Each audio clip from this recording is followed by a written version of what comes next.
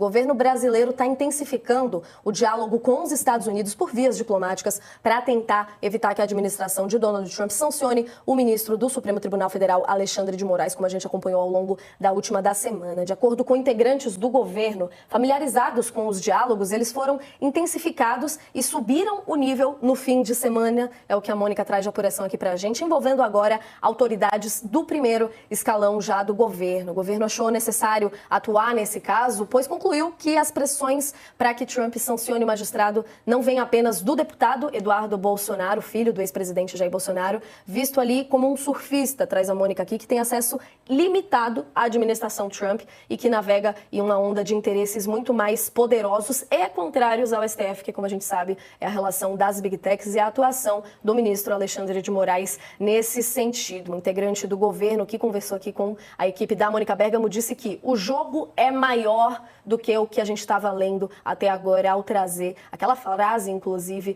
do Marco Rubio, falando que existe sim essa possibilidade do Alexandre de Moraes sofrer algum tipo de sanção dos Estados Unidos. A pressão contra Moraes viria de personagens que têm acesso ao Salão Oval da Casa Branca e especialmente de donos de Big Techs, como o próprio Elon Musk. A mesma autoridade disse para a Mônica que, abre aspas, está no radar que Musk e outras plataformas estão se movimentando nesse sentido aí de represálias ao Moraes. O interesse das Big Techs seria de disparar um petardo contra o STF, não por causa do julgamento de Jair Bolsonaro, mas sim porque a corte já sinalizou ter posição majoritária a favor da regulamentação das plataformas digitais. Essa posição, inclusive, coincide com a do presidente Lula, que até explicitou em entrevista coletiva na viagem que fez nesse mês à China. Teve toda aquela confusão também envolvendo a discussão em uma reunião sobre o TikTok, mas é um interesse do governo. Agora, na semana passada, só para retomar aqui, amarrar certinho, o secretário de Estado dos Estados Unidos, o Marco Rubio, disse que as sanções contra Moraes estão em análise e que há uma grande possibilidade, sim, disso acontecer. Frase essa que repercutiu bastante aqui no nosso noticiário e a gente traz agora com a apuração da Mônica. Estamos de volta com todo mundo aqui da nossa audiência da TV e do YouTube. Durante o intervalo, a gente virou a pauta aqui para o cenário internacional, mas com um pezinho ainda no nosso noticiário aqui do Brasil, falando das possibilidades de sanções ao ministro Alexandre de Moraes saírem lá dos Estados Unidos. A gente acompanhou na semana passada um vídeo, né, Josias, que inclusive trazia a fala do secretário de Estado, Marco Rubio, quase que num jogo com um deputado aliado ao Eduardo Bolsonaro, lá dos Estados Unidos, que fez todo um questionamento sobre se o governo americano está discutindo ou não a possibilidade de trazer sanções ao ministro Alexandre de Moraes. Muito se falou sobre o dedo de Eduardo Bolsonaro nisso, mas a coluna da Mônica Bergamo traz aqui para a gente agora apurações sobre a pressão das Big Techs em torno disso, uma vez que existem interesses contra a regulamentação de redes sociais e pautas muito caras para o Alexandre de Moraes, que sempre teve uma atuação firme nesse sentido, né, Josias? O que a gente pode ler dessa apuração, então, do governo decidir entrar uma vez agora envolvendo já ministros do primeiro escalão, nomes do primeiro escalão, para impedir que isso aconteça e para cuidar, de certa forma, do assunto? Em verdade, o governo brasileiro já se envolveu nessa pendenga entre o Alexandre de Moraes e os Estados Unidos. O Alexandre de Moraes, depois de bloquear a Rede X no Brasil, forçando o Elon Musk a indicar um representante legal para receber intimações, para, enfim, dar curso às demandas do judiciário aqui no Brasil. E, a despeito de toda a resistência, o X acabou fazendo isso, né? A empresa do Elon Musk cedeu e o Alexandre de Moraes liberou o funcionamento do X no Brasil.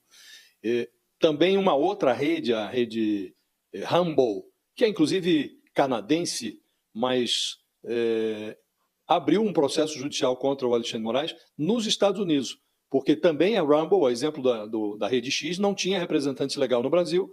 O Alexandre de Moraes suspendeu também, retirou do ar, desligou da tomada a Rumble aqui no Brasil, e a empresa entrou com um processo lá nos Estados Unidos.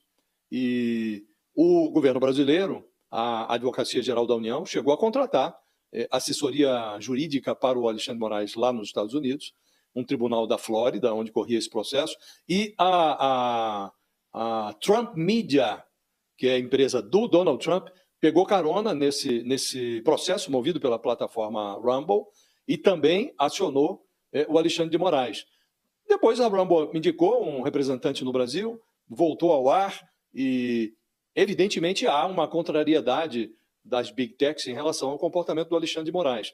Agora, nessa matéria, como também em relação aos processos que correm agora a ação penal, as ações penais, sobretudo essas que diz respeito à tentativa de golpe, que está correndo lá no Supremo contra o Bolsonaro, esse tipo de pressão que se escolheu exercer contra o Alexandre de Moraes terá pouca serventia, porque no caso das plataformas digitais, sempre que pressionado, o Alexandre de Moraes não hesitou em manter o mesmo diapasão das decisões que vinha tomando, ao contrário, até acirrou o seu comportamento, os seus despachos se tornaram mais ácidos e, no final das contas, quem se encrencou com ele, quem enfrentou o Alexandre de Moraes no Supremo, e as decisões do Alexandre de Moraes foram referendadas também pelos colegas no Supremo, teve que ceder, teve que indicar representantes legais no Brasil, como, aliás, manda a legislação brasileira.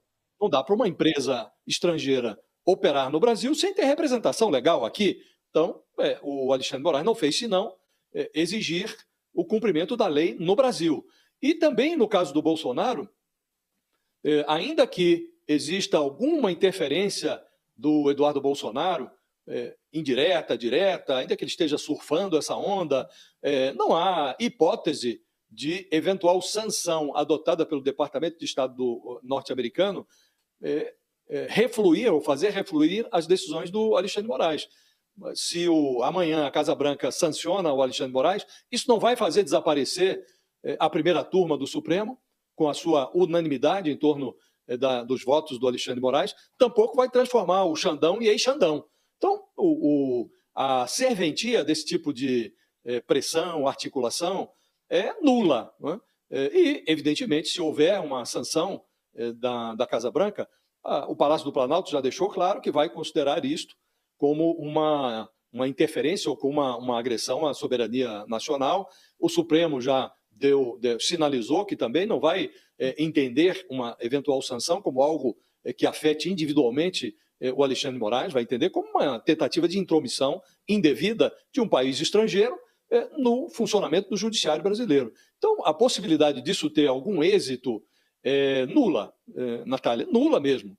Vai ter uma crise, se acontecer a sanção, vai haver uma resposta do governo brasileiro, do judiciário, enfim, vai causar algum frisson, vai eletrificar a conjuntura. Mas, do ponto de vista prático, a possibilidade disso resultar em um recuo do Supremo, em uma atenuação do quadro que hoje assedia o Bolsonaro, que se transformou numa sentença condenatória esperando na fila do Supremo para acontecer, a hipótese de esse quadro se reverter é realmente inexistente.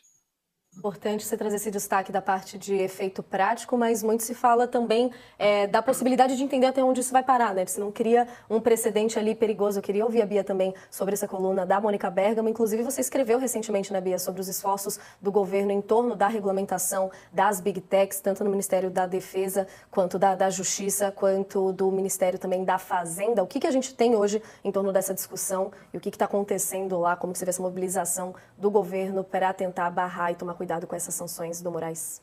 Então, sobre a questão das sanções do Moraes, eu acho que o fato de não haver perspectiva de um efeito prático disso no Brasil, seja para as decisões do Supremo com relação às Big Techs, seja para as decisões do Supremo e do Moraes com relação ao Bolsonaro, é um fato sabido até pelo ex-presidente Jair Bolsonaro. Eu acho que vou voltar a mencionar aqui a entrevista que ele deu ao UOL para o Josias e para a Carla Araújo. Quando eles perguntam o que de concreto ele está esperando dos Estados Unidos, o ex-presidente ele não consegue responder claramente ali, porque os bolsonaristas sabem que a lei brasileira vai continuar valendo e a decisão do Supremo vai continuar valendo aqui dentro, independentemente do que o governo Trump faça ou deixe de fazer. Inclusive, o governo Trump está fazendo bem pouco para ajudar os bolsonaristas, né? Sequer uma palavra ali de apoio, digamos assim, está vindo publicamente do Trump, que era, acho que, o mínimo que eles estavam esperando.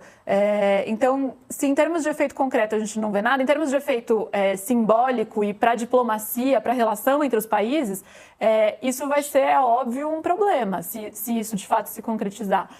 Na quinta-feira da semana passada, eu entrevistei para o meu programa na Rede TV, o É Notícia, o embaixador Celso Amorim, que é o assessor-chefe da assessoria especial do presidente da República, o principal assessor do presidente Lula para as questões internacionais, e eu justamente perguntei para ele com relação a esse fato, e ele fala, olha, vai ser um absurdo, é claro que isso vai ter um impacto em tudo nas relações entre os dois países, inclusive na relação comercial.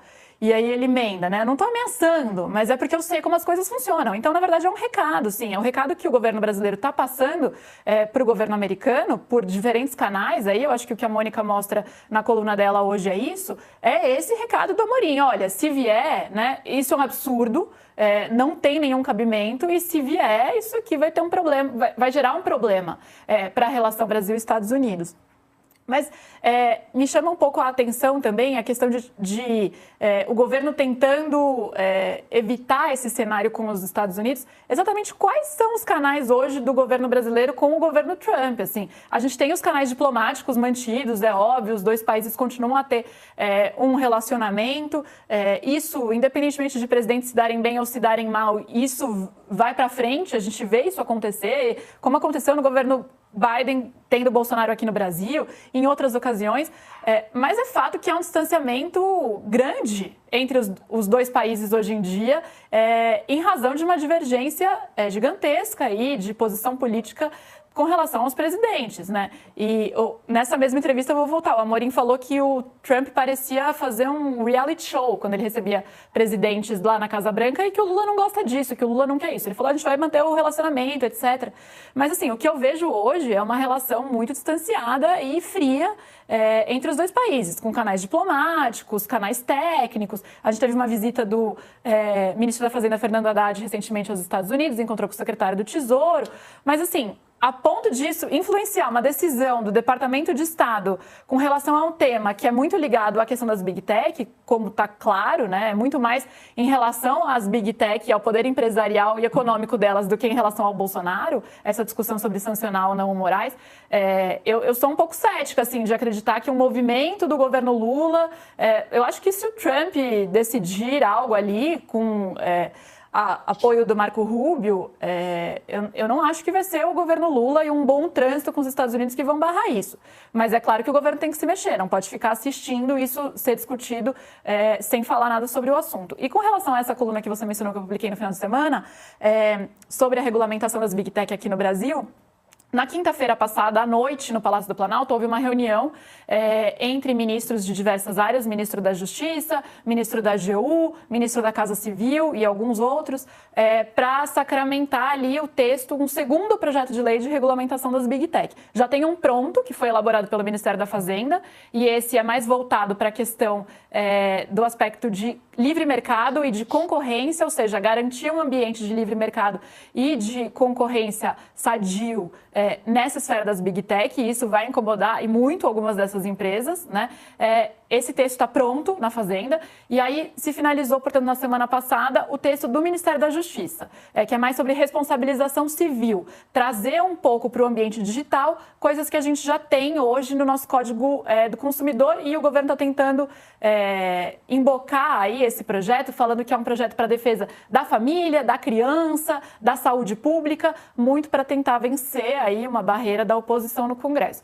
E há uma discussão no governo hoje se vai enviar ou não esses dois projetos juntos. A Casa Civil e o Planalto ali têm defendido que esses dois projetos sejam encaminhados ao mesmo tempo para o Congresso, esse de aspecto mais econômico e o de aspecto aí de direito de responsabilização civil das plataformas, mas é uma divergência no governo. A Fazenda, por exemplo, prefere que o projeto deles, Fazenda, fosse encaminhado separadamente, porque acha que no aspecto de livre mercado e concorrência teria menos resistência, ele é mais técnico, ele consegue mexer com pontos importantes do mercado das Big Tech, das empresas de tecnologia hoje, mas enfrentaria menos oposição política. Então agora é uma decisão de estratégia ali que vai ser desenhada junto com o próprio presidente Lula. É muito importante você trazer isso. Eu queria te ouvir também dessa parte das divergências para amarrar aqui, Josias, mas trazendo muito do que se fala da política de Trump como um todo, né? A gente falando aqui de diplomacia, de certa forma, vocês já escreveram muito também sobre uma diplomacia via bullying, de certa forma, um constrangimento de autoridades que a gente acompanha lá nos Estados Unidos como um todo, e aqui agora, no momento especificamente falando de Alexandre de Moraes, essa atuação do governo que a Mônica traz aqui, inclusive dessa fonte dela, dizendo que é justamente essa movimentação do governo governo é justamente para evitar o pior para todos, dentro do que vocês trouxeram, que vai haver uma certa retaliação nesse sentido. Como que a gente pode amarrar esse reality que o Celso Amorim trouxe tão bem para a Bia nesse recorte? Porque quando ele está dando essa fala para você, né, Bia, ele até mostra uma indignação de quem atua tanto tempo nessa área, conhece as relações diplomáticas, se perde até um pouco ao acompanhar essas movimentações do Trump. No campo do simbólico, para além do prático, o que a gente pode esperar dessa pauta e como vai impactar na discussão das Big Techs aqui no Brasil também? Olha, o Brasil está se comportando em relação aos Estados Unidos, desde a posse do Trump, de forma reativa. E é uma reação, como convém, aliás, à diplomacia brasileira, uma vez que, do ponto de vista comercial, o Trump impôs ao Brasil a menor tarifa de todas as que ele impôs ao mundo, 10%, o Brasil foi tarifado em 10%, e reagiu de forma muito adequada, esboçando a possibilidade de retaliação, mas tentando extrair desse comportamento atípico do Trump vantagens para a economia brasileira. Vantagens que pudessem ser obtidas no próprio mercado americano, vantagens na intensificação da pauta comercial com a China, vantagens para acelerar, para tirar do papel o acordo do Mercosul com a União Europeia. E em relação às Big Techs, havendo uma decisão do governo americano, evidentemente o Brasil vai ter que reagir, e aí vai ter que reagir de forma proporcional ao que vier de lá. Né? Agora, eu não vejo o Trump convertendo o Brasil numa prioridade. O Bolsonaro não é prioridade para ele. Até agora, o Trump não se preocupou com o Bolsonaro, ignorou o Bolsonaro. É possível que, se em algum momento ele tiver algum tipo de preocupação com o Bolsonaro, ele o ignore. Mas até aqui ele nem ignorou, porque ele não olhou para a situação do Bolsonaro. Ele tem outras prioridades que são muito maiores do que essa. E o Brasil entra no contexto das preocupações do Trump como parte do BRICS. Na guerra particular que o Trump trava com a China, ele observa a movimentação do BRICS, que é um bloco que hoje é comandado pela China. A China forçou o BRICS a incorporar outros países. Então, todo o jogo geopolítico que o Trump joga com o Xi Jinping inclui o BRICS, e nesse contexto inclui também o Brasil. Agora, em termos de regulamentação, qualquer sanção que venha dos Estados Unidos não vai alterar a situação no Brasil. O governo brasileiro não consegue nem retirar da gaveta esses projetos que estão lá na Casa Civil, que tratam de regulamentação das plataformas digitais, e ainda que retire, ainda que envie ao Congresso, isto vai cair na mesma vala comum na qual o Arthur Lira, quando presidente da Câmara, jogou aquele projeto, aliás, um projeto que tinha sido muito bem costurado, tinha chegado a um ponto de equilíbrio que parecia conduzir à aprovação. E, na última hora, um lobby muito forte das próprias plataformas digitais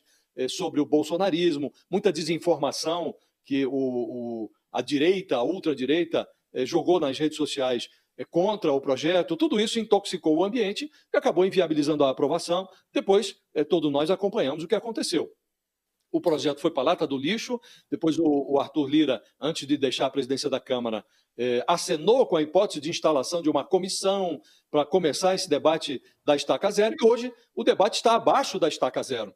Então, ainda que o governo envie o projeto, não será tratado como prioridade. Há outras prioridades no Congresso hoje. O governo não consegue fazer deslanchar nem a proposta que tem uma certa relevância eleitoral, que é aquela que prevê a isenção de imposto de renda para quem ganha até R$5.000. Imagine se vai conseguir fazer deslanchar na segunda metade do ano pré-eleitoral uma proposta que não avançou nos últimos, durante a gestão Bolsonaro toda, e antes até já se discutia isso, e não vai ser agora, nessa segunda metade do ano de 2025, tampouco será no ano eleitoral de 2026 que esse debate vai deslanchar. Então, o comportamento do governo americano em relação a esse tema não vai alterar um quadro que já é, como disse, hoje esse debate está abaixo da estaca zero, o legislativo não se mexe, e até o Supremo, que ensaiou ali decisões relacionadas ao marco civil da internet, que poderiam introduzir uma dose de código penal dentro das plataformas digitais, até esse debate travou ali no Supremo, os ministros pediram vista, mas ali é possível que ainda saia alguma coisa, mas saia o que sair do Supremo, ficará muito aquém do que seria necessário para a gente considerar que o funcionamento das redes sociais no Brasil chegaram próximo de alguma racionalidade, né? Então, não será deliberação que venha dos Estados Unidos que vai alterar esse quadro aqui, Natália.